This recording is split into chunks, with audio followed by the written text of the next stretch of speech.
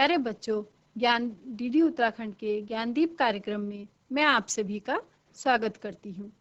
आज के पाठ को स्टार्ट करने से पहले हम आनंदम की 2 मिनट की माइंडफुलनेस की एक्टिविटी करेंगे, जिसमें सभी बच्चे अपने अपने स्थान पर आराम पूर्वक बैठकर अपनी सांसों के आने जाने की क्रिया पर ध्यान देंगे। तो सभी बच्चे इस क्रिया को मेरे साथ प्रारंभ करेंगे। अपनी सांसों गहरी सांसें लेंगे और सांस छोड़ेंगे। गहरी सांस लेते हुए सांस छोड़ते हुए सभी बच्चे अपना पूर्ण ध्यान अपनी सांसों पर देंगे।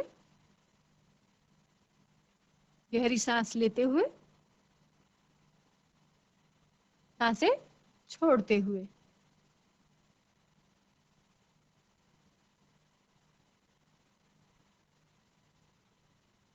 अपने ध्यान को सिर्फ और सिर्फ अपनी सांसों पर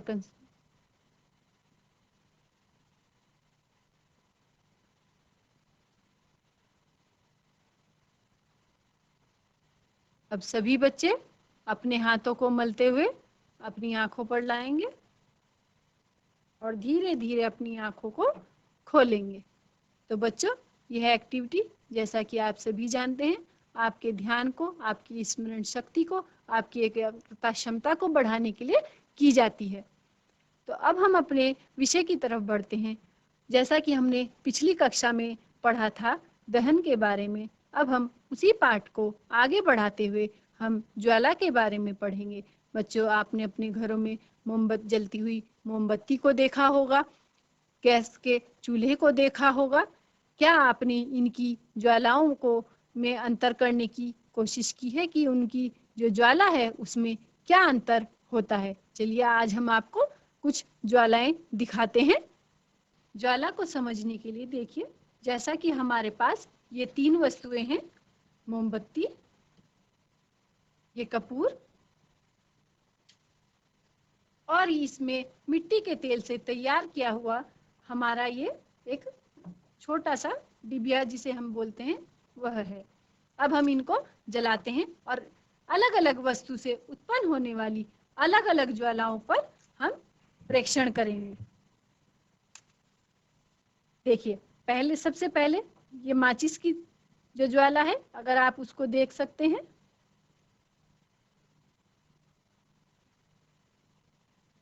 यह मोमबत्ती से उत्पन्न होने वाली ज्वाला,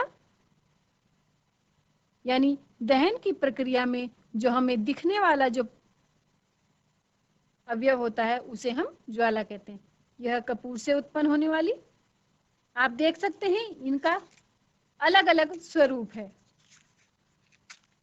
इसी प्रकार मिट्टी के तेल से जो तैयार की गई है, आप तीनों ज्वालाओं में अंतर को अनुभव कर सकते हैं। मोमबत्ती में आप देख रहे हैं कि जो ज्वाला है वह छोटी है और उसमें कोई धुआं नहीं है। कपूर से उठने वाली ज्वाला और मिट्टी के तेल से जो उठ रही है, उनके रंगों में और उनसे उत्पन्न होने वाले धुएं में भी आप अंतर कर सकते हैं। चलिए अब हम इस चीज को और अधिक समझने के लिए स्मार्ट बोर्ड की तरफ चलेंगे। तो बच्चों, जैसा कि अभी आपने देखा, मोमबत्ती की ज्वाला का कलर, कपूर से उत्पन्न होने वाली ज्वाला और मिट्टी के तेल के द्वारा उत्पन्न हुई ज्वाला के रंगों में, उनके आकृति में और उनसे उत्पन्न होने वाले धुएं में, सभी में थोड़ा थोड़ा अंतर होता है। जैसा आप यहाँ चित्र में भी देख रहे हैं, मोमबत्ती की ज्वाला और जो गैस स्टोव हम इस घरों में भोजन बनाने के लिए प्रयोग करते हैं, उसकी ज्वाला में आप अंतर को महसूस कर सकते हैं। तो ज्वाला या लौ दहन का दिखाई देने वाला गैसीय अवयव है। यह अधिक ऊष्माक्षेपी दहन क्रियाओं में दिखता है, यानी कि जिन दहन क्रियाओं में ऊष्मा अत्यधिक होती है उसमें यह दिखाई देता है। अगर हम लकड़ी के कोयले को जलाएं तो उसमें ज्वाला उत्पन्न नहीं होती, वह केवल धुएं के साथ जलता है। कुछ ऑक्सीकरण क्रियाएं बिना ज्वाला के लपट के ही हो जाती हैं, यानी कि कुछ अभिक्रियाएं जो ऑक्सीजन के द्वारा होती हैं वह बिना ज्वाला के भी हो जाती है। ज्वाला का रंग, तापमान और ज्वाला का जो रंग होता है और जो उसका टेम्परेचर, तापमान होता है, वह दहन के अवयवों के अनुपात और ईंधन पर निर्भर करता है। यानी कि दहन किस वस्तु का किया जा रहा है और किस मात्रा में किया जा रहा है, वह इस बात पर निर्भर करता है। जैसे कि वह नीला रंग का होगा, लाल होगा या पीले रंग का होगा। देखिए, जैसे इसमें आपको मोमबत्ती की ज्वाला की विभिन्न क्षेत्र दिखाई दे रहे होंगे, यानी कि ज्वाला की एक संरचना इसमें आपको दिखाई दे रही है बच्चों चित्र में। यह जो मोमबत्ती है उसमें जो बत्ती लगी होती है वह बिना जली मोमबत्ती का सबसे आंतरिक क्षेत्र यानी वह काला होता है। जो मोमबत्ती की लौ को अगर हम प्रेक्षण करेंगे तो उसमें जो सबसे भीतरी भाग होता है वह काले रंग का होता है। उसके जो पास वाला जो क्षेत्र होता है, यानी उसके जो काले क्षेत्र के पास वाला जो एरिया है उसे आंशिक दहन वाला यानी मध्य भाग कहते हैं और उसका रंग पीला होता है। यह जो पीला भाग होता है बच्चों, यह सबसे कम गर्म होता है, यानी इस जो क्षेत्र में ऊष्मा जो है वह कम होती है। इसके जो इससे जो बाहरी क्षेत्र का एरिया होता है, यानी कि पूर्ण दहन वाला जो एरिया होता है वो बाह्य क्षेत्र होता है और उसका रंग नीला होता है। आप देख सकते हैं चित्र में बच्चों, जो नीचे पीला क्षेत्र है वह सबसे कम गर्म होता है, उसके बाद वाला थोड़ा हल्का गर्म होता है और जो सबसे बाहरी भाग यानी पूर्ण दहन वाला जो क्षेत्र होता है वह सबसे ज्यादा गर्म भाग कहलाता है। आपने देखा होगा, अगर कभी कभी कुछ बच्चे मोमबत्ती के साथ कुछ खतरनाक स्टंट भी करते हैं और वह अपनी उंगली को मोमबत्ती के लौ के बीच में से ले जाते हैं, तो लौ के बीच में से उंगली ले जाने पर आपको इतनी अग्नि या घाव होने का खतरा क्यों नहीं होता? क्योंकि वह कम गर्म क्षेत्र होता है। लेकिन यही अगर प्रक्रिया आप मोमबत्ती के ऊपरी ज्वाला के ऊपरी एरिया पर करेंगे तो वहां आपके हाथों को जलने का खतरा बढ़ जाता है, क्योंकि वह उस मोमबत्ती का या फिर या कहें ज्वाला का सबसे गर्म भाग होता है। बच्चों, जैसा कि अभी आपने चित्र में देखा, मोमबत्ती के द्वारा ज्वाला की संरचना को आपको बताया गया। अब इसी को हम इस प्रैक्टिकल के द्वारा और एक बार समझने की कोशिश करते हैं। ये देखिए, यह जब हम मोमबत्ती के दीप्त क्षेत्र में कांच की स्लाइड को लेकर आते हैं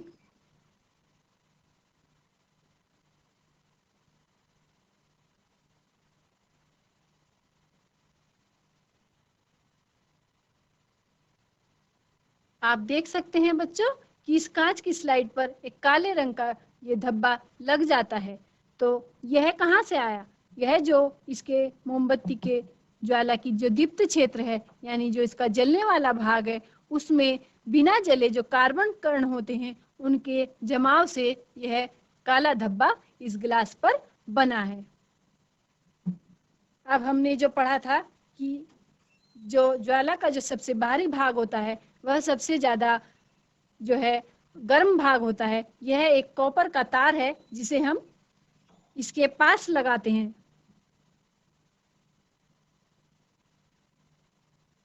इसके ऊपर रखते हैं, देखिए, और यह धीरे धीरे पिघलना शुरू हो रहा है। देखिए, यह हमने मोमबत्ती से बहुत दूर रखा हुआ है, लेकिन उसके बावजूद भी आप बच्चों इसे देख सकते हैं कि यह गर्म होकर लाल होना शुरू हो गया है। और यदि हम इसको पकड़े रहें तो यह दूसरा सिरा भी इसका गर्म हो जाएगा। यह आप देख सकते हैं कि हमने इसको मोमबत्ती से ऊपर रखा हुआ है। जैसा कि अभी हमने पढ़ा था, मोमबत्ती इस ज्वाला का जो सबसे बाहरी भाग होता है वह सबसे ज्यादा गर्म भाग कहलाता है। आप देख सकते हैं कि ये इसको ज्वाला को टच नहीं कर रहा, लेकिन इसके बावजूद भी यह लाल हो गया है। तो इससे बच्चों आप देख सकते हैं कि ज्वाला का जो सबसे बाहरी भाग होता है वह सबसे ज्यादा हीटेड एरिया होता है। आइए चलिए अब हम इससे आगे के लिए स्मार्ट बोर्ड की तरफ चलते हैं। तो बच्चों, जैसा कि अभी हमने देखा कि ज्वाला का जो सबसे बाहरी भाग होता है वह सबसे ज्यादा गर्म भाग होता है। आपने देखा होगा जब सोने और चांदी के आभूषण बनाने के लिए उसको पिघलाते हैं तो वह फूंकनी से ज्वाला के सबसे बाहरी भाग को फूंकते हैं, जिससे वह जो सोने चांदी को पिघलाने का कार्य करते हैं, क्योंकि ज्वाला का सबसे बाहरी भाग सबसे ज्यादा गर्म भाग होता है। चलिए अब हम आगे पढ़ते हैं। अगला जो हमारा विषय है वो है ईंधन। बच्चों, आपने घरेलू और औद्योगिक उपयोगों से संबंधित ऊष्मा ऊर्जा के प्रमुख स्रोत जैसे लकड़ी, काष्ठ कोयला, पेट्रोल, मिट्टी का तेल आदि जो है इनके बारे में देखा भी होगा और पढ़ा सुना जाना भी होगा। ये पदार्थ ईंधन कहलाते हैं। अच्छा ईंधन वह है जो सहज उपलब्ध हो जाता है और सस्ता होता है और वायु में सामान्य दर से सुगमता पूर्वक जल जाता है, यानी जिसको हमें जलाने में ज्यादा मेहनत नहीं करनी पड़ती, वह एक अच्छा ईंधन कहलाता है और यह अधिक मात्रा में ऊष्मा उत्पन्न करता है। यह जलने के उपरांत कोई भी अवांछनीय पदार्थ नहीं छोड़ता। जैसे कि अभी हमने 2 प्रैक्टिकल करे, उनमें हमने देखा कि मिट्टी के तेल द्वारा बहुत अधिक धुआं उत्पन्न होता है। इसी प्रकार आपने घरों में देखा होगा, कोयले, यदि आप कोयले का प्रयोग करते हैं या आप उपले का प्रयोग करते हैं तो उसमें ऊष्मा के साथ साथ बहुत अधिक मात्रा में धुआं भी उत्पन्न होता है। यह धुआं हमारे पर्यावरण और स्वास्थ्य दोनों के लिए ही हानिकारक होता है। हालांकि ऐसा कोई भी ईंधन संभव नहीं है जिसे हम आदर्श ईंधन की श्रेणी में रख सकें। ईंधन के अलग-अलग ईंधन के हिसाब से उनके मूल्य भी भिन्न-भिन्न होते हैं। कुछ ईंधन सस्ते होते हैं, कुछ ईंधन अपेक्षाकृत महंगे होते हैं। जिन ईंधन से आप परिचित हैं बच्चों, आप उनकी एक सूची तैयार करें और उन्हें ठोस, द्रव और गैस के रूप में वर्गीकृत करें। जैसे आपने देखा होगा घरों में गोबर का उपला होता है, पेट्रोल, डीजल ये होते हैं, मिट्टी का तेल होता है। तो जो कोयला है और उपला है ये आपके ठोस ईंधन में आएंगे। इसी प्रकार पेट्रोल, डीजल, मिट्टी का तेल या ये सब आपके द्रव ईंधन में आएंगे। और यदि हम गोबर गैस की बात करें तो वह आपका गैसीय ईंधन में आएगा। अब अगला जो हम पढ़ेंगे बच्चों वो है हमारा ईंधन की दक्षता, यानी ईंधन की जो क्वालिटी होती है वह किस हिसाब से। आपसे कहा जाए कि गोबर के उपले, कोयला और एलपीजी को जलाकर पानी को एक निश्चित मात्रा में उबालें, तो आप क्या देखते हैं कि गैस पर जो हम पानी उबालेंगे वह हमारा उपले और कोयले की अपेक्षाकृत जल्दी गर्म हो जाएगा। इसका क्या ये ईंधन बराबर मात्रा में ऊष्मा उत्पन्न करते हैं? किसी ईंधन के 1 किलोग्राम के पूर्ण दहन में यदि कोई भी ईंधन आप लें, उसके 1 किलोग्राम के पूर्ण दहन में जो हमें ऊष्मा प्राप्त होती है वह उसे हम ऊष्मीयमान कहते हैं। उस ईंधन का ऊष्मीयमान कहते हैं और ईंधन के ऊष्मीयमान को हम किलो जूल प्रति किलोग्राम में नापते हैं। यहाँ पर बच्चों इस सारणी में आप देख सकते हैं कुछ ईंधनों के नाम दिए गए हैं और उनके ऊष्मीयमान दिए गए हैं। जैसे गोबर के जो उपले आप प्रयोग करते हैं अपने घरों में भोजन बनाने में या आग जलाकर सर्दियों में तापने के लिए, उनका ऊष्मीयमान 6000 किलो जूल प्रति किलोग्राम से लेकर 8000 तक होता है। इसी प्रकार लकड़ी का 17000 से 22000, कोयले का 25000 से 33000, पेट्रोल का 45, मिट्टी के तेल का भी 45, डीजल 45, मीथेन गैस का 50000, सीएनजी जो आजकल गाड़ियों में प्रयुक्त होती है उसका 50000, एलपीजी गैस जो हम अपने घरों में भोजन बनाने में प्रयोग करते हैं उसका 55000, जैव गैस जैसे गोबर गैस आदि उनका 35000 से लेकर 40000 तक, हाइड्रोजन उसका 1,50,000 तक ऊष्मीयमान होता है। यानी कि आपने जो देखा कि अलग अलग ईंधन का ऊष्मीयमान भी अलग अलग होता है। तो बच्चों, जैसा अभी हमने देखा कि अलग अलग ईंधन का ऊष्मीयमान अलग अलग होता है, तो उसी में आगे जो अब हम देखेंगे कि ईंधन के दहन से हानिकारक उत्पाद प्राप्त होते हैं। लकड़ी, कोयले और पेट्रोल जैसे कार्बन ईंधन बिना जले कार्बन कण छोड़ते हैं। ये सूक्ष्म कण खतरनाक प्रदूषक होते हैं जो दमा जैसे श्वास रोग उत्पन्न करते हैं। बच्चों, आपने अपने घरों में भी देखा होगा, सदियों से हमारे यहाँ लकड़ी का उपयोग घरेलू तथा औद्योगिक ईंधन के रूप में हो रहा था, परंतु अब इसका स्थान कोयले और एलपीजी गैस जैसे ईंधनों ने ले लिया है। इसके बावजूद भी अभी भी कुछ घरों में, गांव में जो है ईंधन के रूप में लकड़ी का प्रयोग किया जाता है, क्योंकि यह आसानी से उपलब्ध हो जाती है और सस्ती भी होती है। परंतु बच्चों, लकड़ी को जलाने से बड़ी मात्रा में धुआं उत्पन्न होता है जो मनुष्य के लिए हानिकारक है और श्वसन कष्ट उत्पन्न करता है, यानी कि सांस लेने में समस्याएं उत्पन्न करता है, जिससे हमें सांस की विभिन्न बीमारियां हो सकती हैं। साथ ही लकड़ी के प्रयोग के लिए हमें वृक्षों को काटना पड़ता है और उससे जो है वन संपदा का नुकसान होता है। बहुत सी ऐसी उपयोगी वस्तुएं हैं जो ईंधन के रूप में लकड़ी का उपयोग करने पर हमें प्राप्त नहीं हो पाती। इसके अतिरिक्त वृक्षों की कटाई वनोन्मूलन का कारण बनती हैं, जो पर्यावरण के लिए बहुत ही हानिकारक है। जैसा कि आप पिछली कक्षाओं में भी पढ़ते आ रहे हैं कि वनों के कटने से जो है ऑक्सीजन गैस की कमी हो जाती है। बहुत सी जो है प्राकृतिक आपदाएं जैसे बाढ़, भूस्खलन आदि की संभावनाएं बढ़ जाती हैं। तो इसलिए इस लिहाज से भी अब लकड़ी की बजाय एलपीजी और कोयले आदि का प्रयोग ज्यादा होने लगा है। नंबर 2, ईंधन का अपूर्ण दहन कार्बन मोनोऑक्साइड गैस उत्पन्न करता है, जो कि एक अत्यंत विषैली गैस है।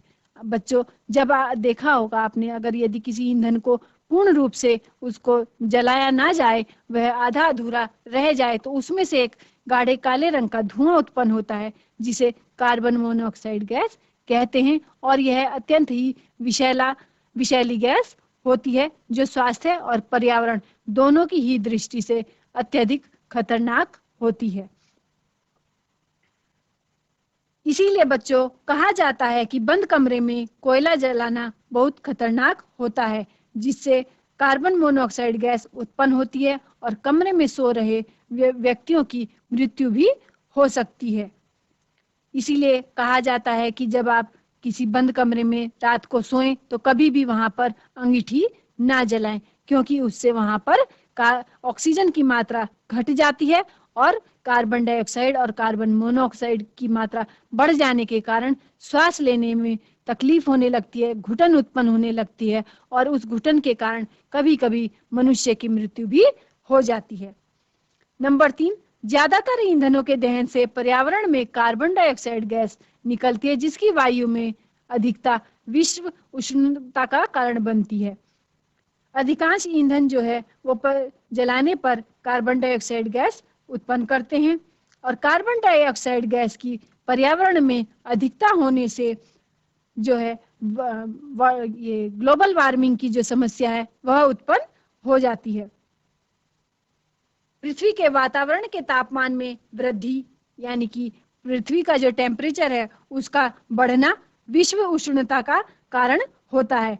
अन्य बातों के साथ साथ इसमें हिमनद पिघलने लगते हैं, यानी कि जो बर्फ के जो पहाड़ हैं, जब पृथ्वी में तापमान में वृद्धि होगी तो जो बर्फ के पहाड़ हैं वो पिघलने लगेंगे।